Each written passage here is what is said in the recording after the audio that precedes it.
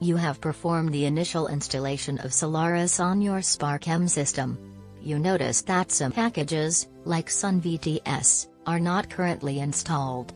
What is the reason? Option A. There was an error in the Oracle Solaris 11 installation process. You must reinstall. Option B. SunVTS needs to be downloaded separately from http://downloads.oracle.com. Option C. After the system has been installed and rebooted, SunVTS and other packages can be added as described in the Solaris 11 ICE checklist. Option D. SunVTS is no longer supported on Oracle Solaris 11.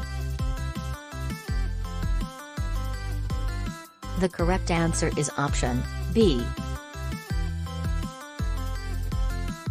You have completed an OS installation in a daemon. After subsequent reboots, you observe an error message regarding the sudo cd-rom. Which command do you use to clear it? Option A. Clear faults. Option B. Reset/hosts. Option C. bootr. Option D. Power off. The correct answer is option C. A customer provides you with their NTP server information. In which two places do you need to configure it? Option A.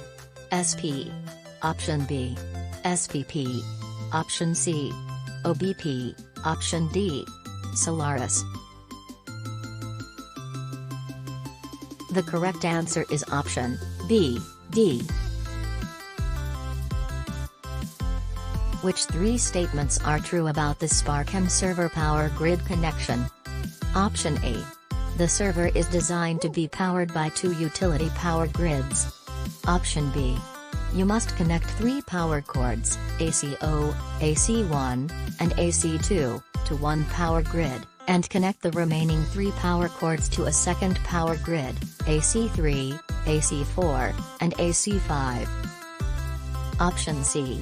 Only 3x power cords need to be connected when operating the server at half load. Option D. All 6 power cords must be connected, even if you are using only a single power grid. Option E.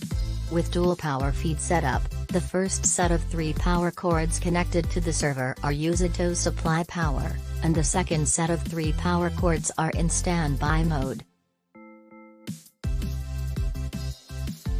The correct answer is option A, B, D.